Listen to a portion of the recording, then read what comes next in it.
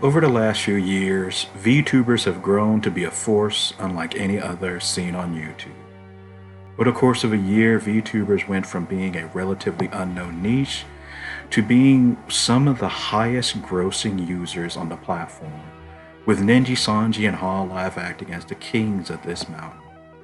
I've personally enjoyed VTubers myself in the last year as they've helped me overcome a lot of the hardships that I had faced in the last few years, the passing of my friend Akiba and the current degeneration of my health.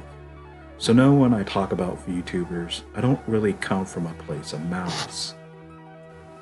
In the past year or so, there's been a considerable amount of graduations within the VTuber community. A few big ones have been Gibara, Lulu, Jitomi Minoe, Maid Mint, and even Coco, as well as many others. Now, I want to preface this. I'm not complaining about the concept of retirement, nor am I trying to drum up any sort of hatred or drama towards the talents or companies. I'm just saying that the way graduations are handled at the moment might need to change. Allow me to explain. VTuber graduations aren't retirement so much as their funerals. Now, the reason why I say this is because VTubers are far different from any other form of content creator. When I say content creator, I'm talking more or less about VTubers, artists, musicians, video game developers, or anything of that manner. VTubers do something that I honestly couldn't comprehend since the first time I heard about it, and that's the process of purging their content. Out of the previous list of VTubers, there's only one of them who won't purge their content, and that's Coco. But that's an outlier. In fact, besides her, there's only two other VTubers that I can think of who haven't purged their content. Nobuhime and Kagami Kira. Now, there might be more, but the point I'm trying to make here is the vast majority of VTubers, when they retire, their content is purged. But it's worse than this. In many cases, the mere mentioning of their existence is considered taboo. And what I want to emphasize is I'm not talking about the mentioning of their voice actors or their real life persona. I'm talking about referencing the character they play, and their legacy in any form or fashion is kind of treated like it's just taboo. And for the most part, this doesn't matter, but as we are getting on the third year of VTuber existence, we're starting to have VTubers with considerably large fan bases, with a considerable footprint essentially being told, now disband. Now, a good example of what I mean is look at Coco's graduation. Again, while she isn't going to experience a purge of any kind besides her members-only content, there's still the question of Coco's legacy. And that only exists because of the typical response to VTuber graduating is to make them taboo. Essentially, there was a stream where Kanata asked several questions to Coco, and many of these questions revolved around what will happen when you graduate.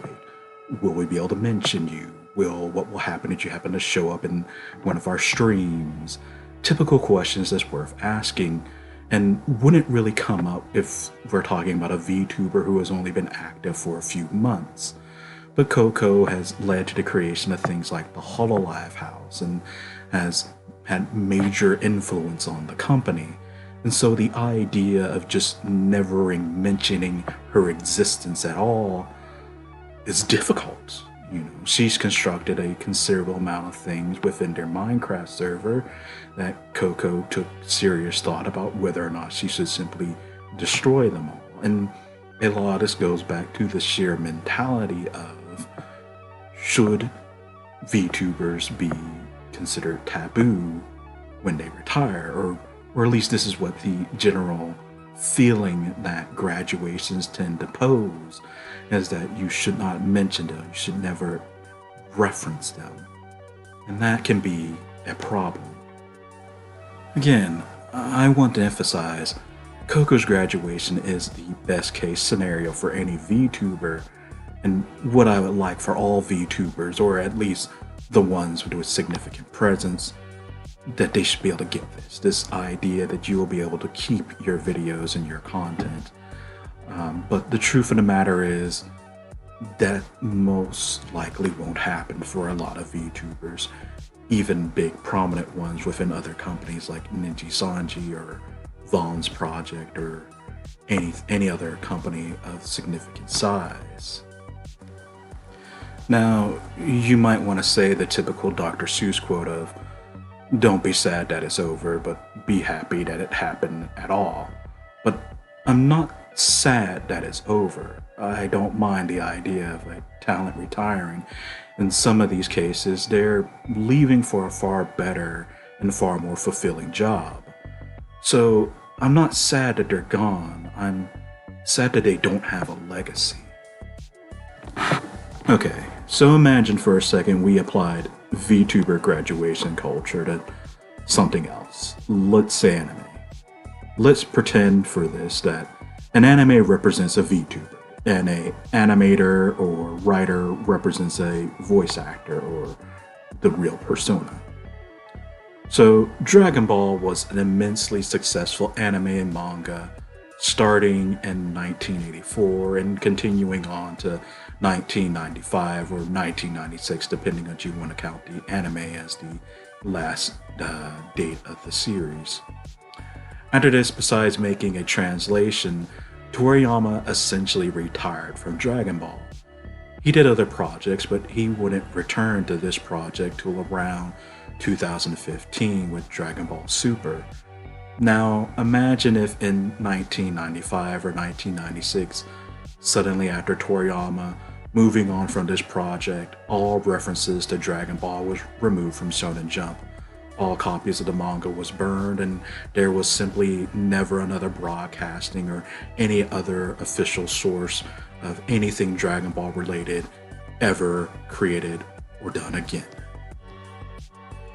Well, for one, I doubt any of us would even know what Dragon Ball was if that happened. I was born in 1994, yet despite the show originally airing and ending when I was 2, I vividly remember the show because the franchise never really died. I saw the Ocean dub, the Funimation dub, and eventually even the 4-star parody dub. I got to participate in a massive international community and felt just as much alive when Toriyama returned than it did when he left. The point I'm trying to make is that when a VTuber becomes taboo, their fan community is effectively told to disband.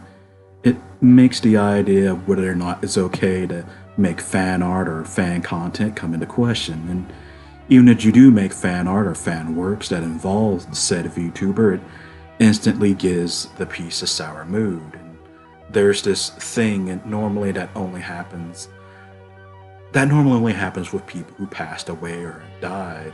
But if I was to draw a fan art of, say, Mono Aloy, the first thought that comes to a person's mind is typically something sad. There's the smile we could not protect. This is the overwhelming difference between mentioning Toriyama with Dragon Ball and, like I said, Mono Aloy with Hololive. Now, granted, this is an extreme example, but the point of retirement is still the same. Writers and animators isn't really treated like they died, but when a VTuber retires, it's almost like they died. And because of the sheer level of their content is purged and how much of the community treats it like it's taboo, it becomes like they've passed away. And worse, it traps the feeling of when they retired in a capsule that never really gets resolved. Now, not every graduation happens on the best of terms. And before people start arguing about contract laws, I want you to remember that companies and people have the capacity to make a bridge if they wanted to. Over the course of time, negotiation can happen and healing can bring the disgruntled parties together. But that can't happen because of the way that graduations currently work. Immediately purging and effectively isolating the VTuber themselves make it impossible for a middle ground to ever be reached.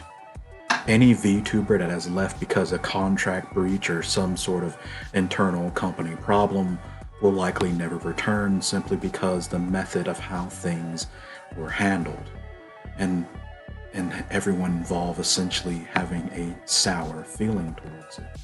And again, the fans are essentially just told to disband and forget that they ever existed most of the time. And even if these scenarios feel justified because the VTuber themselves technically did something bad, this still has a overarching problem for all VTubers.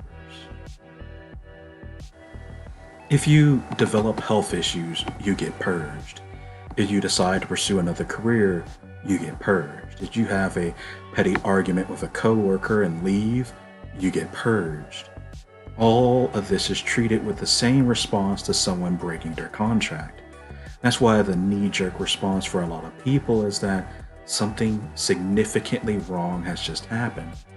It's such a problem that both the company and the VTubers have to constantly remind their fans that it's not that bad.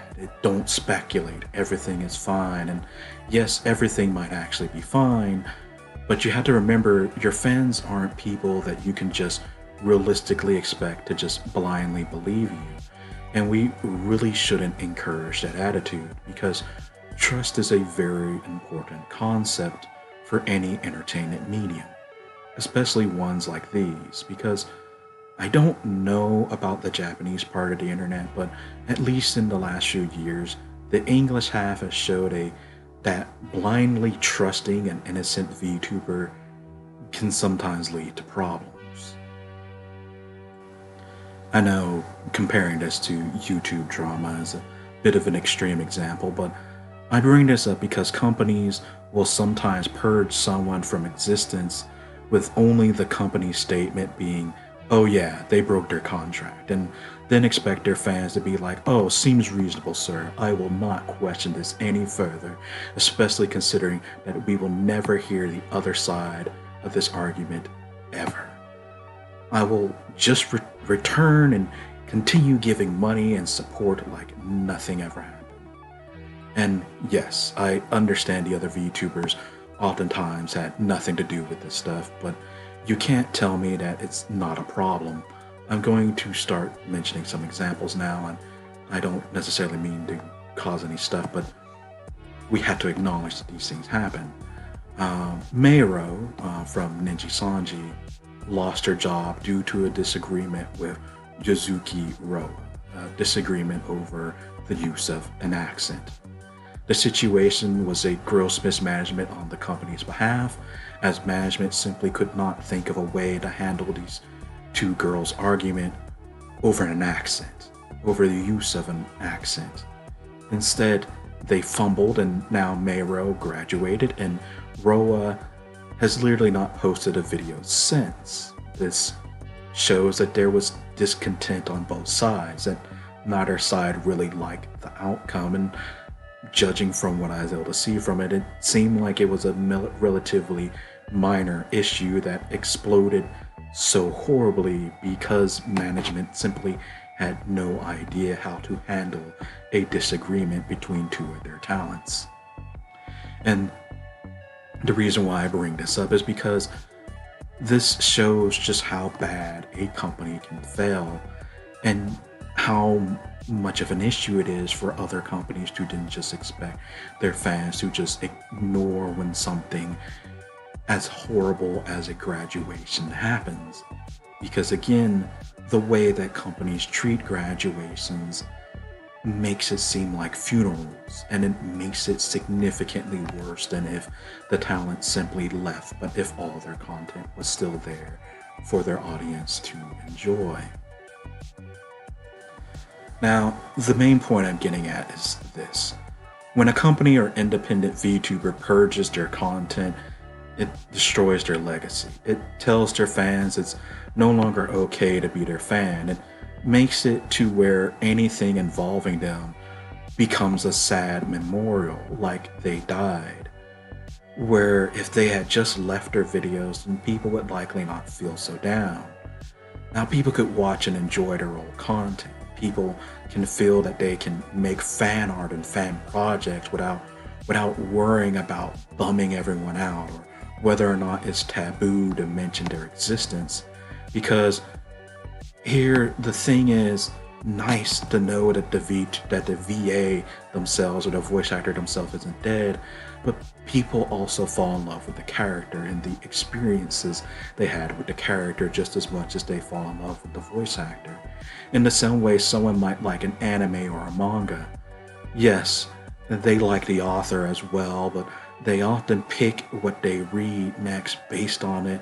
But the VTuber industry treats it where if, say, you like a Death Note, then they respond with, sorry, the Death Note author has moved on. They've wrote Pokemon. You would like to read that instead. But at the same time, many people just want to be able to reread Death Note again. They just want to be able to re-experience the old memories they had reading that beloved story. It isn't so much that they don't like the new project that the actors or writers are working with. It's not that I don't like Pokemon. It's just I want to be able to have the ability to read Death Note again.